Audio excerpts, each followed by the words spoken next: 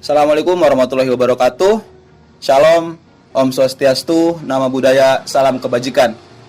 Nama saya Fadezin Semila dari Fakultas Psikologi.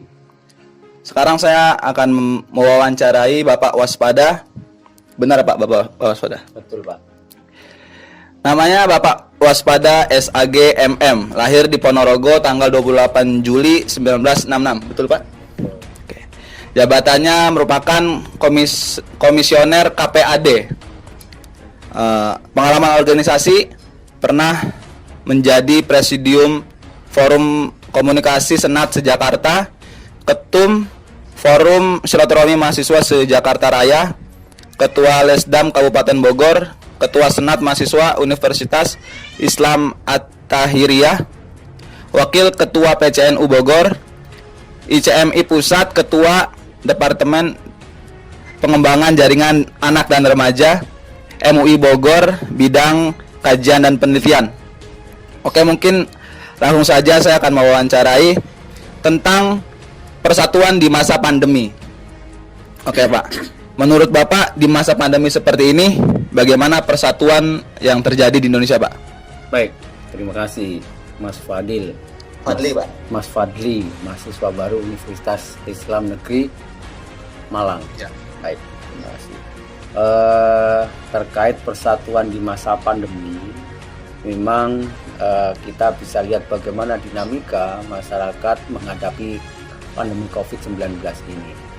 Pertama, tentu kita tidak menafikan adanya hoax ya, yang beredar di masyarakat bahwa pandemi adalah konspirasi, pandemi adalah seakan-akan bagian dari gerakan politik dan sebagainya.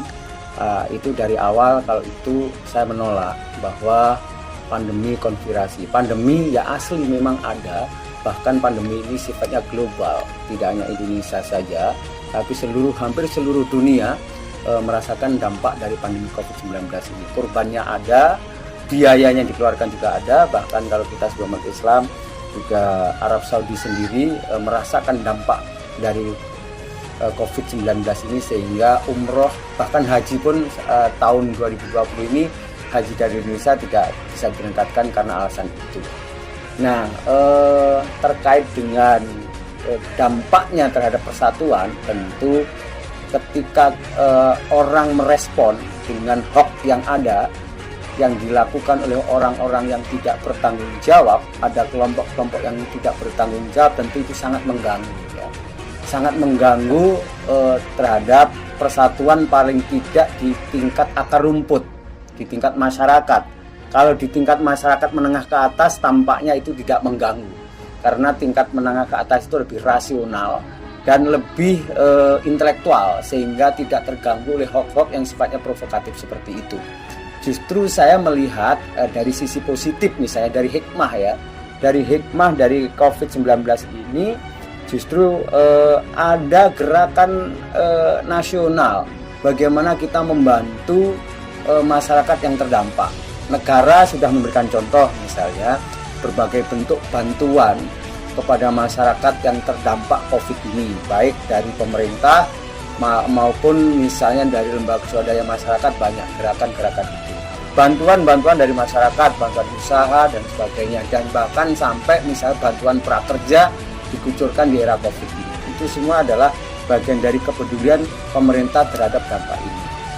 Kemudian dari masyarakat pada khususnya, ketika ada masyarakat yang terdampak COVID, kita lihat sendiri tuh, kalau kita bisa melihat misalnya di televisi dan sebagainya, betapa gotong royong masyarakat bersama-sama mengatasi salah satu warganya yang terdampak COVID. Misalnya semua di isolasi mandiri, maka kemudian RT RW sampai tingkat kelurahan dia berupaya membantu supaya COVID itu, pandemi itu terlokalisir sehingga tidak merebak kemana-mana, dan para penderita sendiri bisa sehat walafiat dengan berbagai macam bentuk ya, dari sisi kesehatannya, dari sisi kebutuhan sehari-harinya, semua diupayakan oleh masyarakat tanpa disuruh. Ya, itu bagian dari dampak positif dari hikmah itu, menimbulkan kembali, melahirkan kembali nilai-nilai persatuan yang itu adalah bagian dari tradisi kita sesungguhnya. Dengan COVID-19 ini kemudian timbul bagaimana rasa empati dan simpati kepada warga yang terdampak COVID. Nah, menurut saya dari sisi itu ada sisi hikmah ya dari COVID ini kemudian merakit kembali persatuan dan kesatuan. Saya rasa hoax yang selama ini dibangun oleh kelompok yang tidak bertanggung jawab itu tidak begitu terdampak.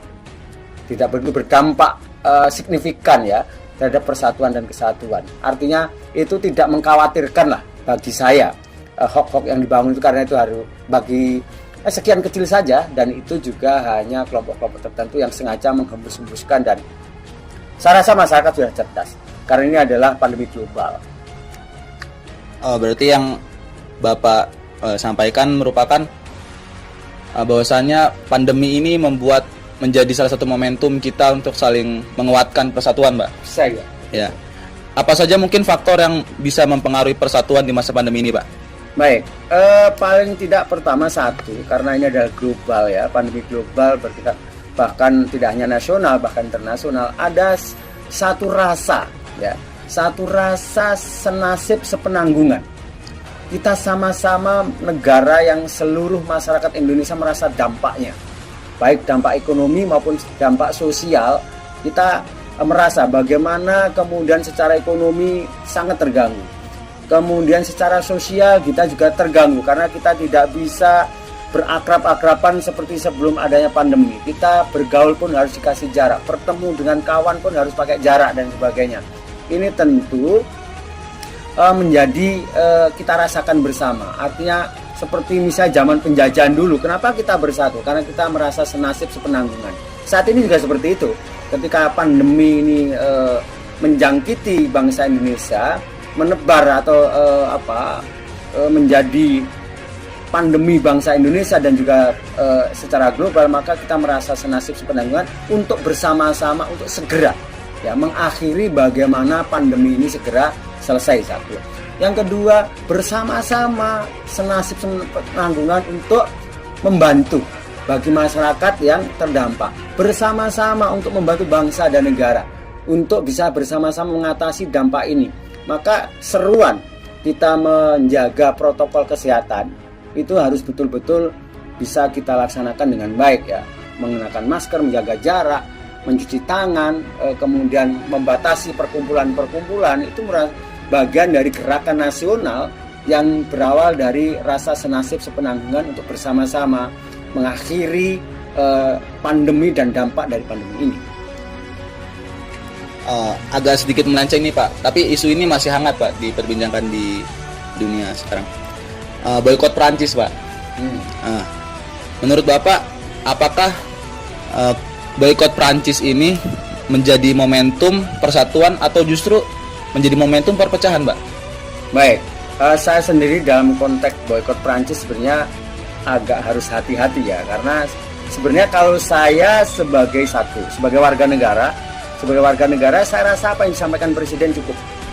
Ya, Pak Presiden kita sudah jelas sikapnya terhadap mewakili pemerintah dan wakil negara, sikapnya jelas. Artinya menyayangkan atas apa yang dilakukan oleh Presiden Prancis. Yang kedua, saya sebagai warga Nahdlatul Ulama, saya rasa apa yang dilakukan PBNU cukup. Ya, bahwa bagaimana sikap PBNU sangat tegas atas yang dilakukan oleh Presiden Prancis untuk segera minta maaf, bahwa kebebasan tidak boleh kemudian menciderai kehormatan sebuah agama, dan itu agama manapun. Nah, saya rasa itu cukup. Oleh karena itu, saya rasa sebagai bagian dari kemudian MUI juga sudah menyampaikan pendapatnya atas nama MUI sendiri, walaupun itu menimbulkan pro kontra ya. Utama MUI itu kan menimbulkan pro kontra. Saya tidak menyikapi itu. Saya yang jelas sebagai bagi warga negara Indonesia yang baik, saya mendukung apa yang sudah disampaikan oleh Pak Presiden terhadap sikapnya negara Indonesia. Secara resmi Presiden sudah sangat tegas dan jelas. Yang kedua, saya sangat sami'na wa ata'na apa yang dijadikan keputusan PBNU. Itu saja, saya lebih condong melihat dari itu. Apakah kemudian itu menjadi pro kontra, apakah itu menjadi momen persatuan atau justru sebaliknya, tergantung bagaimana kita memandang dari sikap pemerintah dan juga sikap PBNU sebagai orang NU. berarti Bapak lebih memilih tengah, Pak, antara persatuan dan perpecahan ini. Tidak memilih tengah Tidak tuh. memilih tengah. Iya, intinya begini, saya sepakat dan mendukung sebagai warga negara tentu mengikuti, sangat menghargai, menghormati dan ikut apa yang telah menjadi kebijakan pemerintah dalam hal ini presiden. Sudah jelas pernyataan terkait apa yang dilakukan Presiden Prancis. Yang kedua, sebagai umat Islam dalam konteks ini adalah sebagai warga Nahdlatul Ulama, saya sami'na wa ata'na apa yang telah dilakukan oleh PBNU. Terserah orang mau mendelisa di mana, tapi posisi saya seperti itu. Terima kasih Bapak atas waktu dan kesempatannya. Saya ucapkan banyak-banyak terima kasih. Mungkin cukup sekian dari saya dan Bapak waspada. Kurang lebihnya mohon dimaafkan. Wassalamualaikum warahmatullahi wabarakatuh.